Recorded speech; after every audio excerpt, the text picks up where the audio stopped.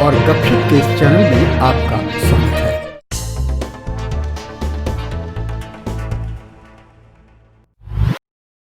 बीता साल कोरोना के लिए जाना गया, अब नया साल कोरोना की वैक्सीन के लिए जाना जाएगा। लेकिन वैक्सीन आप तक कैसे पहुंचेगी, आपको कब लगेगी, इसके पात्र आप कैसे बनेंगे, ये बहुत से सवाल आपके जहन में होंगे। ये भी कि इन वैक्सीन के लगाने के बाद कोई नुकसान तो नहीं होगा, वैक्सीन लगाने से क्या फ़ायदा है, वैक्सीन हम तक कब पहुंचेगी, वगैरह वगैरह। तो इन सवालों के जवाब जानने के लिए हमने बहुत से स्वास्थ्य विशेषज्ञ हैं उनसे संपर्क किया और उनसे इन सवालों के जवाब लेकर आए हैं आपके लिए। तो आप भी सुनिए उन जवाबों को जिनसे आपको मिलेगा अपने सवालों का जवाब। तो आइए सुनते हैं उन 32 जवाबों को। पहला सवाल, वैक्सीन कब तक आने वाली है? वैक्सीन कब तक आने वाली है, ये सवाल अब बेमानी है। वैक्सीन अब आ चुकी है।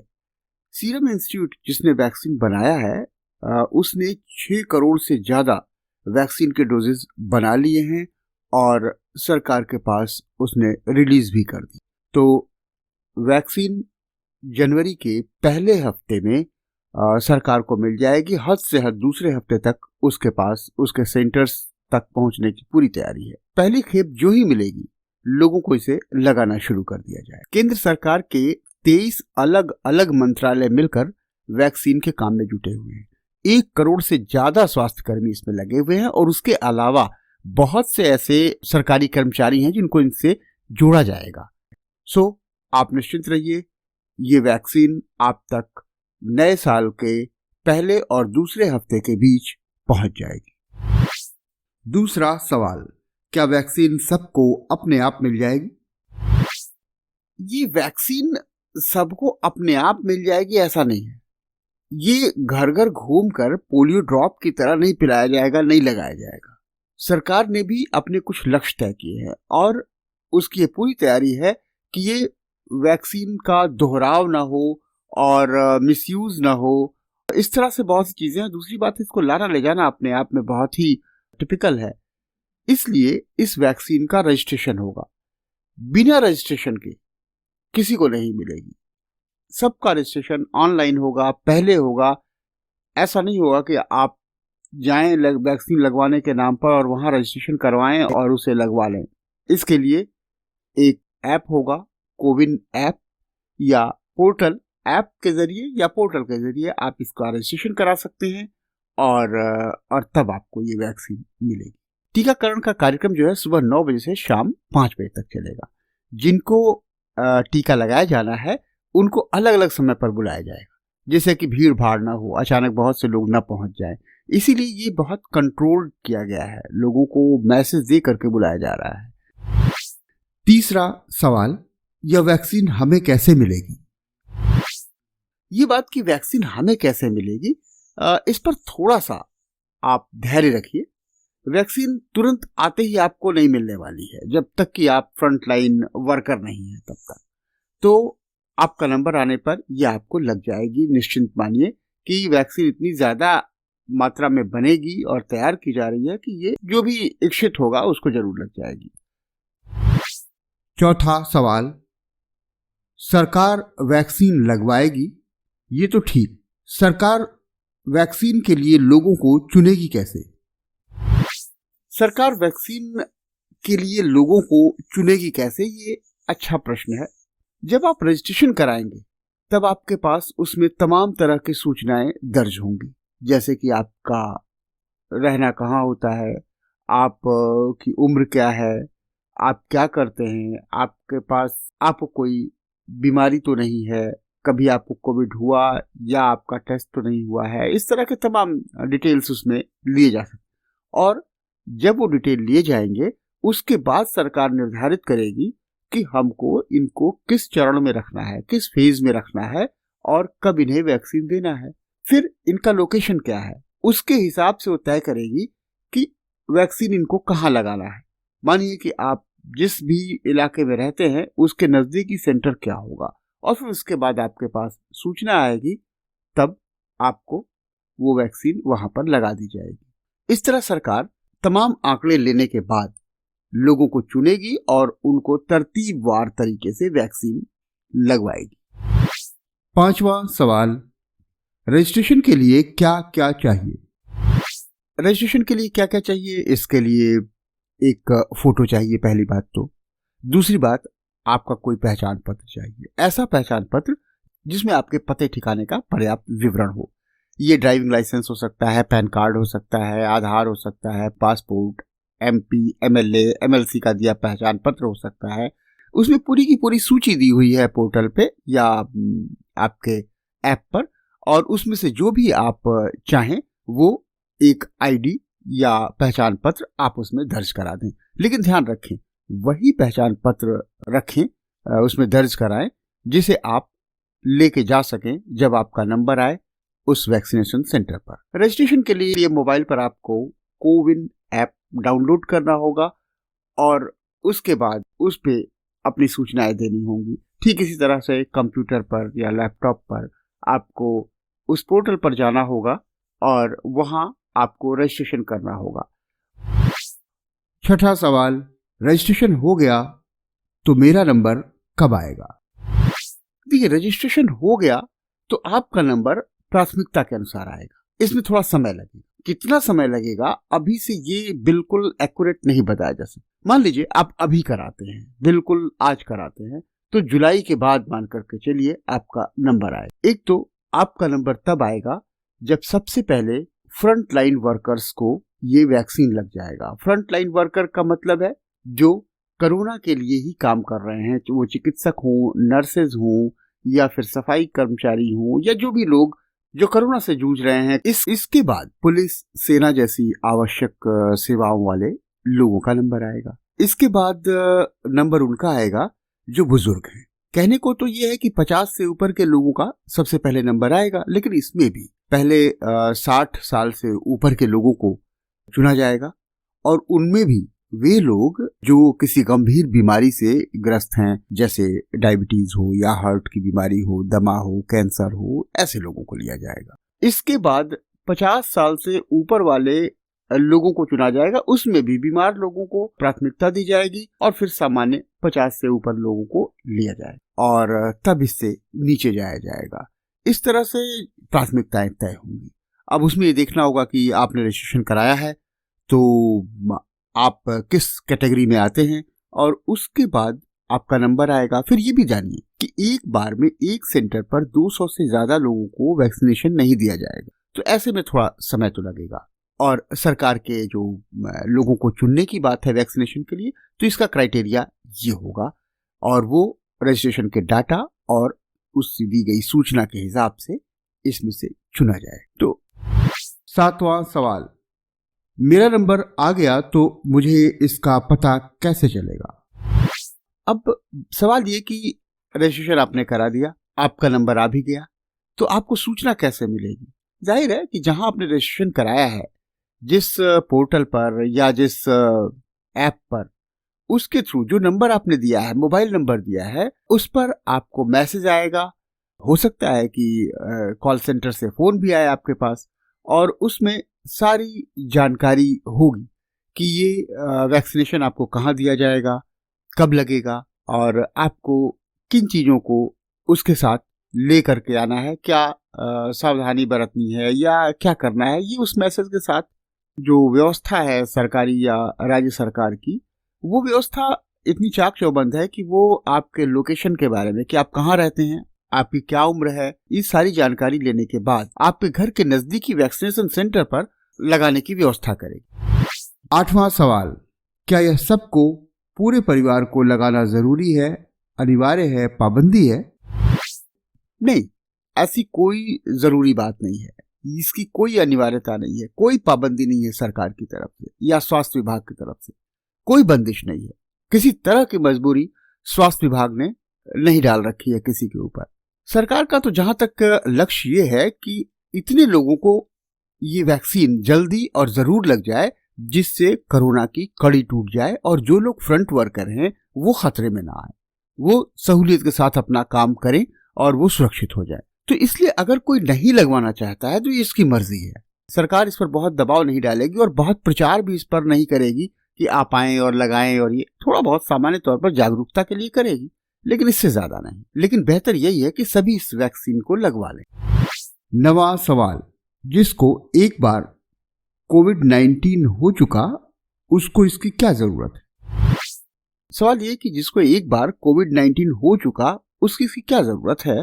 सवाल बहुत वाजिब है, क्योंकि बात यह है कि एक बार अगर कोविड-19 हो गया तो एंटीबॉडीज डेवलप हो जाते हैं। एंटीबॉडीज डेवलप हो गए तो एक तरह से प्रतिरोधक शक्ति विकसित हो गई और फिर से कोविड नहीं होगा। लेकिन कुछ एक मामले जरूर देखे गए हैं कि एक बार कोविड-19 होने के बाद दोबारा उन्हें कोविड हुआ है, और ऐसे में कोई चांस नहीं लेना चाहिए। अगर दोबारा लगवा लें तो चिकित्सकों का कहना है कि इससे इम्यून सिस्टम और भी मजबूत हो जाएगा और कोई बुराई नहीं है।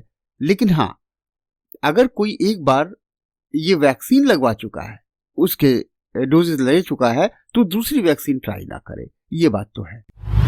10वां सवाल, और जो अभी कोविड का शिकार है, क्या उसका नंबर आ जाए तो उसे भी वैक्सीन लगवाना होगा? अब ये ठीक बात है कि अगर मान लीजिए जिसको कोविड हुआ है और उसने रजिस्ट्रेशन पहले करवाया था और उसका नंबर आ गया, तो क्या भी वो वैक्सीन जाकर के लगवा ले? देखिए, ऐसा नहीं होगा। पहली बात तो आप जिसको कोविड हुआ है और वो जब टेस्ट के सेंटर पर जाएगा, वैक्सीनेशन सेंटर पर जाएगा, तो उसका टेस्ट होगा, सामान्य टेस्ट होगा टेम्परेचर का और चीज़ों का, तो उसमें पकड़ में आ जाएगा कि वो अभी बीमार है और उसे वैक्सीन नहीं दिया जाएगा, उसका वैक्सीनेशन नहीं किया जाएगा। वैसे भी अगर कोई बीमार है तो सबसे पहले वो इंतजार करे ठीक होने का, ठीक हो जाए तो उसके 14 दिन बाद कोरोना का टेस्ट कराए। अगर वो निगेटिव आ जाता है उसके बाद कभी भी ये वैक्सीन ले सकता है, ऐसा चिकित्सकों का कहना है। जिसको कोविड हुआ है उसे ये वैक्सीन फिलहाल नहीं लगवानी है जब तक कि वो ठीक ना हो जाए। 11वां सवाल, जिसका अभी कोविड टेस्ट हुआ है, क्या उसका नंबर आ जाए तो अभी उस समय वैक्सीन लगवा ले?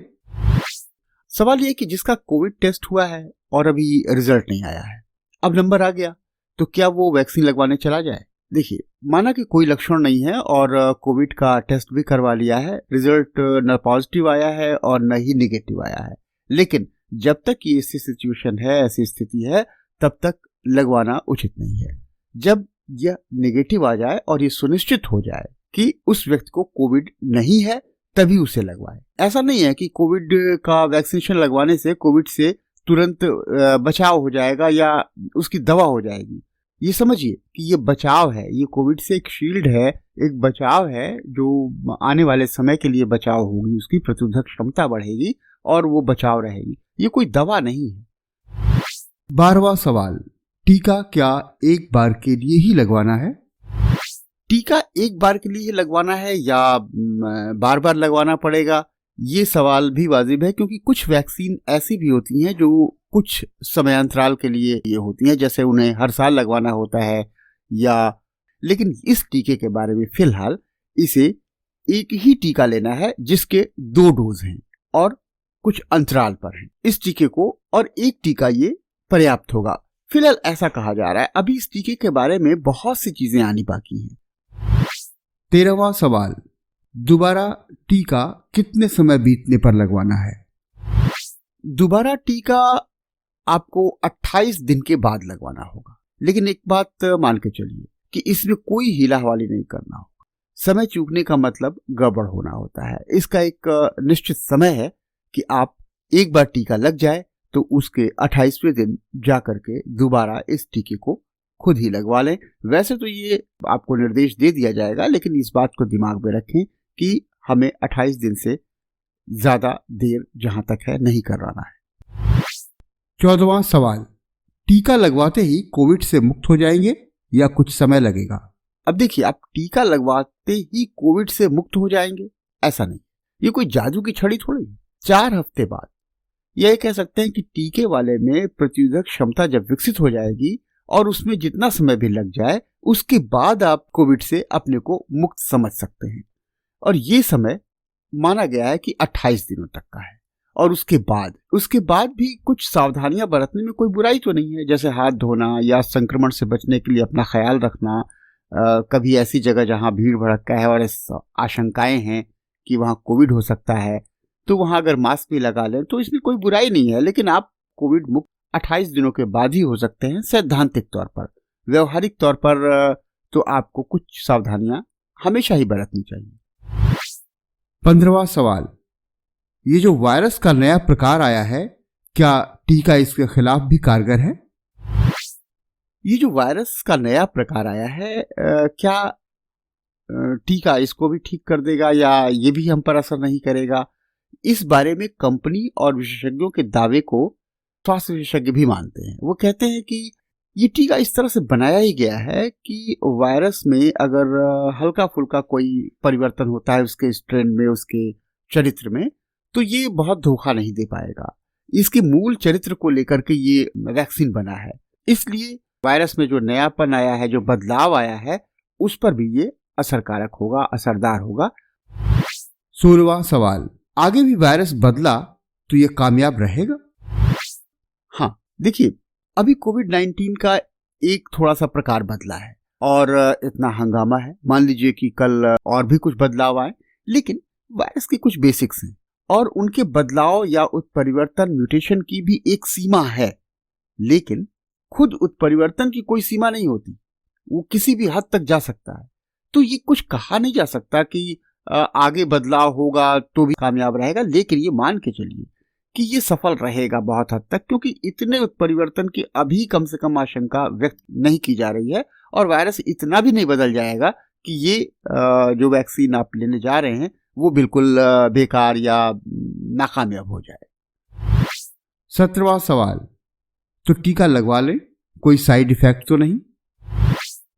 हाँ, बिल्कुल टीका लगवा लें। ये इसके साइड इफेक्ट्स की जहां तक बात कर रहे हैं आप, तो बहुत सी कसौटियों पर इसे परखा गया है। आखिर इसे सीधे आदमियों पर टेस्ट किया गया है, इसका परीक्षण किया गया, मानवीय परीक्षण हुआ है इसका, तो इतना खतरनाक नहीं है ये टीका। इससे किसी तरह की शारीरिक कमजोरी आती हो या कोई विकलांगता आ जाती हो अथवा कोई खतरनाक परिवर्तन आते हो, इस तरह की कोई सूचना फिलहाल नहीं है। तो बहुत इससे डरना नहीं चाहिए, इसको टीका लगवा लेने में ही भलाई है। और देखिए, फिर 100% निरापद तो कुछ नहीं होता, सभी दवाओं का साइड इफेक्ट होता है, पर हम दवा तो लेते ही है ना आखिर। 18वां सवाल, जल्दबाजी में बना अपना टीका सुरक्षित तो है? देखिए, जल्दबाजी में ये टीका बनाए बात तो सच है, लेकिन इतनी भी जल्दबाजी नहीं है। दरअसल बहुत सी सरकारी प्रक्रियाएं और कुछ बहुत से गैर तकनीकीगत कामों को छोड़ दिया गया है। इसके अलावा बहुत सी ऐसी चीजें हैं जिसपे समय बचाया गया है, फिर दुगनी मेहनत की गई है, रात दिन इस पर काम हुआ है। इससे लेकर के उसके बाद इसका एक प्रारूप पहले से भी तैयार था, जब सार्स और तो हमारे पास कुछ एक तरह से खाका तैयार था। इन सब चीजों से होने से ये थोड़ा जल्दी तैयार हुआ है, लेकिन ये कहना कि ये एक अधूरी वैक्सीन है अभी, ये पूरी तरह सच नहीं है। इसलिए ये टीका सुरक्षित है और इसे लगवा लेने में कोई बुराई नहीं नजर आती है। 19वां सवाल, अगर हम विदेशी टीका लेना चाहें तो?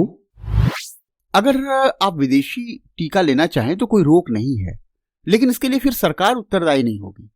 कौन सा विदेशी टीका भी बाजार में उपलब्ध होगा अभी बहुत तय नहीं है। कुछ टीकों को सरकार ने मंजूरी दी है कि वो यहाँ बाजार अपना बना सकते हैं, लेकिन अभी कौन सा बाजार में आएगा, कैसे मिलेगा, कितने का मिलेगा, ये सब बहुत स्पष्ट नहीं है। लेकिन हाँ, कोई टीका खरीदना चाहे, अगर बाजार में मिल रहा है तो आप खरीद करके उसे लगवा सकते हैं।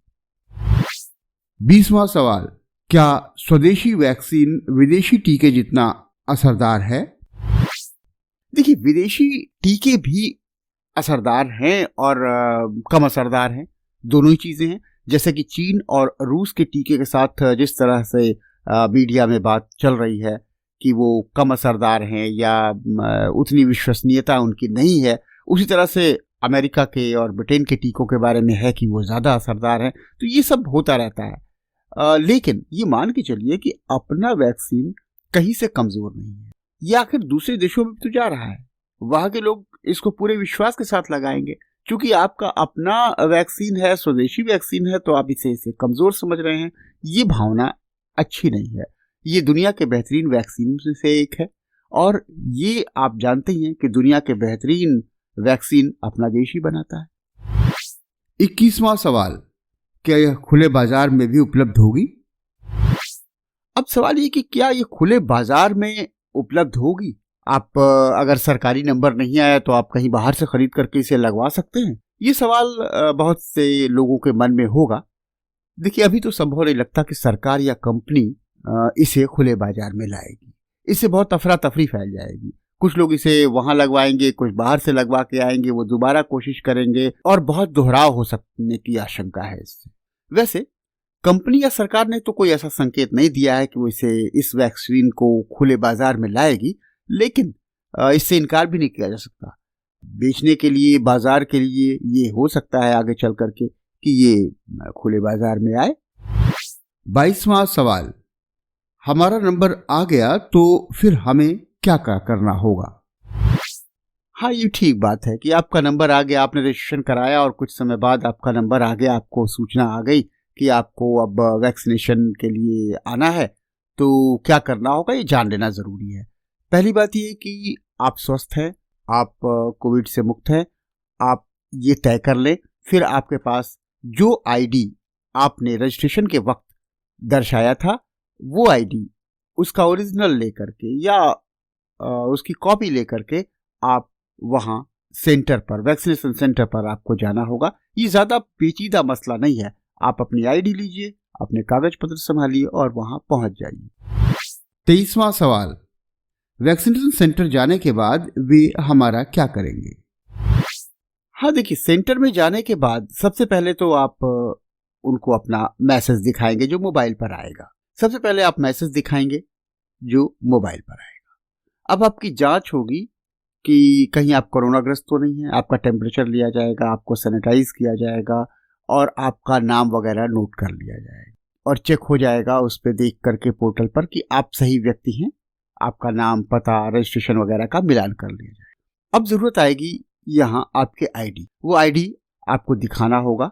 इसके बाद आपको वैक्सीन लगाने के लिए भेजा जाएगा। वहां जब आप जाएंगे तो आपको एक नोडल अधिकारी का नंबर दिया जाएगा। साथ ही में एक स्थानीय जो सेंटर है उसका भी नंबर दिया जाएगा। दोनों नंबर देने के बाद आपको कुछ बातें बताई जाएंगी वैक्सीन के बारे में। फिर आपके दाहिनी बाह में आपको वैक्सीन लगा दी जाएगी। अब ये जो नंबर दिया गया है ये इसलिए है कि आप अभी या आगे चल करके कभी भी जब आपको कोई गड़बड़ी लगती है अगले कुछ दिनों के भीतर, तो आप उन नंबरों पर संपर्क कर सकते हैं। अगर आपको कोई शारीरिक परेशानी हो या कुछ ऐसा लगे कि वैक्सीनेशन के बाद आपको कुछ लग रहा है, तकलीफ हो रही है, तो आप उन नंबरों पर संपर्क कर सकते हैं, सूचना दे सकते हैं। अब जब आपको वैक्सीन लग गया तो आपको एक दूसरे कमरे में भेज दिया जाएगा। यहाँ आप 30 मिनट तक इंतजार करेंगे। इस इंतजार के दौरान आप वहाँ टीवी देख सकते हैं, अखबार पढ़ सकते हैं। जब 30 मिनट बीत जाएगा, इसके बाद आपकी नब्ज देखी जाएगी, दिल की धड़कन नापी जाएगी, ऑक्सीजन का लेवल चेक होगा और सब कुछ सामान्य रहने पर थोड़ी सी कागजी खाना पूरी करने के बाद आपकी छुट्टी हो जाएगी। साथ ही ये बता दिया जाएगा कि अब आपको 28वें दिन आना है। जब आप 28वें दिन आएंगे तब इतनी लंबी प्रक्रिया नहीं होगी। आप आएंगे और अपना रजिस्ट्रेशन वगैरह के सारे चीजें दिखाएंगे और फिर आपको दोबारा वैक्सीनेशन का एक डोज दे दिया जाएगा। 24वां सवाल, क्या टीकाकरण का कोई सर्टिफिकेट भी मिलेगा? हाँ, ये बात जरूरी है कि आपने वैक्सीनेशन करवा लिया है, इसका कोई प्रमाण पत्र तो होना चाहिए। कहीं संभव है कि आगे सरकारी स्तर पर या किसी भी जगह पर काम आए, तो इसके लिए क्यूआर कोड आप जानते ही होंगे जिसकी सहायता से आप तमाम तरह के पेमेंट वगैरह करते हैं। तो उस क्यूआर कोड के जरिए इसे आप अपने मोबाइल से ले सकते हैं। ये आपका जो रजिस्ट्रेशन होगा ना, उस नाम, पते और उसको सब दर्ज करके उसी के सहायता से आपके मोबाइल पर आएगा। इसे स्कैन करिए इस क्यूआर कोड को और ये आपके नाम, पते के साथ मिल जाएगा। ये दस्तावेज रहेगा और वक्त जरूरत काम भी आएगा। 25वां सवाल, अगर टीका लगाने के बाद कोई परेशानी आई तो क्या करेंगे? हाँ, ये बात भी जरूरी है सवाल उठना कि अगर टीका लगाने के बाद कोई परेशानी आई तो क्या होगा। देखिए, अगर टीका लगाने के तुरंत बाद अब 30 मिनट तक आप वहां बैठेंगे, अगर सर दर्द है या कोई छोटी मोटी बात ऐसी लगती है, घबराहट होती है, तो वहाँ जो स्वास्थ्य कर्मी है वो आपका ख्याल रखेंगे। लेकिन अगर आपको टीका लगाने के बाद, घर जाने के बाद आपको कुछ दिन बाद कोई परेशानी होती है, वो सर दर्द वगैरह मामूली बात हो, तो आप थोड़ा इंतजार कर लें, वो किसी और वजह से हो सकता है। लेकिन अगर कुछ ज़्यादा परेशानी हो तो आपको जो नंबर दिया गया है उस पर संपर्क करें। वो लोग आपका ज़रूर ख्याल रखेंगे, संपर्क करेंगे आपसे और उसका इलाज करेंगे। 26वां सवाल, देश भर में सभी लोगों को टीका कब तक लग जाएगा? हाँ, ये देखिए सवाल उठ सकता है कि हमको तो टीका लग गया, लेकिन देश भर को टीका कब तक लग जाएगा? क्योंकि अगर आपको टीका लग गया, आप इम्यून हैं, आप कोरोना मुक्त अपने को समझ सकते हैं, लेकिन सबको लग जाए तो हर आदमी मुक्त हो जाए और कोरोना से निडर हो जाए। लेकिन सही बात तो ये है कि ये आवश्यक नहीं है कि देश की 100% आबादी को कोरोना का टीका लग जाए। सरकार का इतना लक्ष्य भी नहीं है। उसका लक्ष्य तो इतना ही है कि कोरोना की एक जो कड़ी है वो टूट जाए और देश की एक बड़ी आबादी को कोरोना का टीका लग जाए।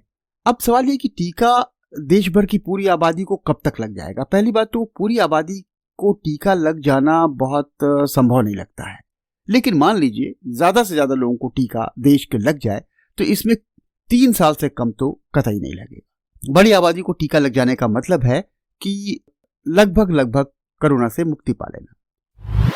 27वां सवाल, अगर देश में हर 100 में से 80 लोगों तक ही टीका पहुंच पाया तो कोरोना का संकट तो तब भी बना ही रहेगा। अगर देश में 20% लोग बच गए टीका लगने से तो कोरोना का संकट बना रहेगा, ये बात सही नहीं है। कोरोना का संकट तब बहुत हद तक दूर हो जाएगा। 80% लोग अगर कोरोना से मुक्त हो गए तो फिर वो संक्रमण फैलने का दर जो है वो इतनी ज्यादा कम हो जाएगी कि फिर कोरोना का कोई भय नहीं रह जाएगा और तब ये एक बहुत बड़ी बीमारी नहीं रह जाएगी। 28वां सवाल, वैक्सीन से कोरोना किस हद तक काबू में आ सकेगा? अच्छा, इस वैक्सीन से कोरोना अगर जादू की तरह उड़ जाएगा, हवा की तरह उड़ जाएगा, ऐसा नहीं है। कोई भी चीज 100% नहीं होती। कोरोना भी बिल्कुल शून्य हो जाएगा, ऐसा नहीं है। अब जैसे निमोनिया या दूसरे रोग हैं, कुछ ऐसे रोग भी हैं जिनके उन्मूलन की बात कहते रहे, लेकिन क्या वो रोग अब भी नहीं होते? इक्का दुक्का होते ही हैं, बहुत कम होते हैं लेकिन होते हैं। तो इसी तरह से कोरोना भी रहेगा, उसके उन्मूलन की बात व्यर्थ है।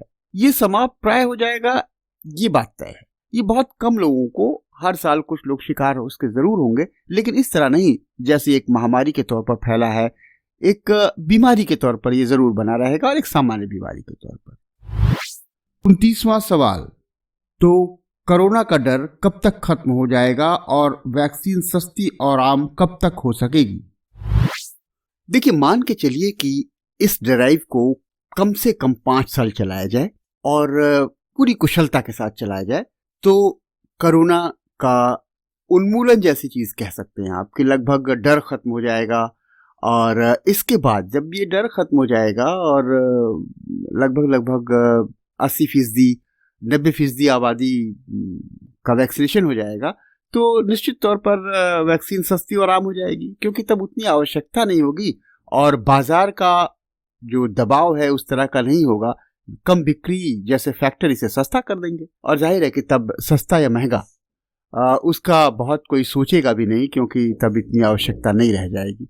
लेकिन जहां तक कोरोना के डर के खत्म होने की बात है, वो तो देखा जाए तो वैक्सीन के आने के जल्द बाद ही कुछ हद तक खत्म हो जाएगा। लोगों को लगेगा कि इससे मुक्ति देने के लिए कुछ है हमारे पास, लेकिन पूरी तरह से ये डर खत्म होने में या मुक्त होने में 4 या 5 साल लग जाएंगे।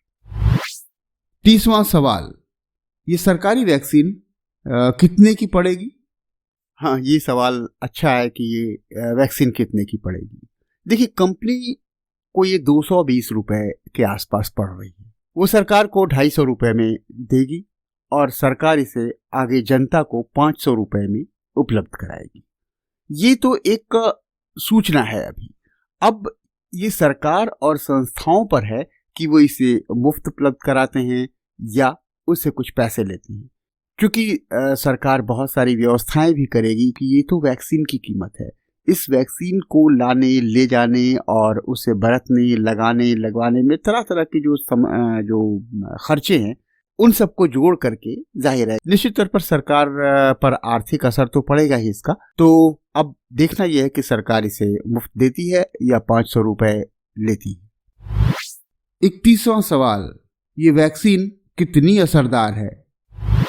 ये वैक्सीन कितनी असरदार है, इस बारे में कोई भी कमेंट किसी भी क्षेत्र से नहीं आ रहा है। इस तरह का दावा कंपनी कर रही है कि ये 100% असरदार है, लेकिन 2 जगह इसके तकनीकी तौर पर दावे किए गए, एक जगह 62% और एक जगह 70%।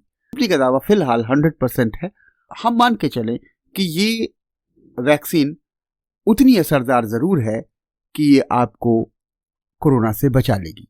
दुनिया में जो दूसरी वैक्सीन भी हैं वो भी 80 से 91% तक असरदार हैं। दावा बहुत से लोगों का 90 से लेकर के 99% तक का है, लेकिन अमूमन 80 से 91% तक की असरदार मानी गई हैं कई अच्छी वैक्सीन, और अपनी वैक्सीन भी उसी के आसपास है। 32वां सवाल, क्या इसमें मिलावट भी हो सकती है? क्या इसमें मिलावट हो सकती है, ये बात भारत में उठना बहुत मुमकिन है, क्योंकि यहाँ मिलावट से शायद ही कोई चीज़ बची। तो ये कहना कि इस वैक्सीन में मिलावट हो सकती है, इस बारे में बाकायदा WHO को शिकायत की गई है, लेकिन फिलहाल हमें इस तरह की नकारात्मकताओं को भूल करके अपनी दृष्टि सकारात्मक बनाए रखना चाहिए और उसी नज़रिए से इस वैक्सीन की ओर देखना भी चाहिए। तो ये वैक्सीन अब आ गई है, आप तक पहुंचने वाली है। हमें उम्मीद है कि आप इतने जवाबों को सुनने के बाद निश्चित तौर पर इसके लिए पूरी तरह से तैयार हो चुके हैं। तो फिर हैप्पी वैक्सीन ईयर।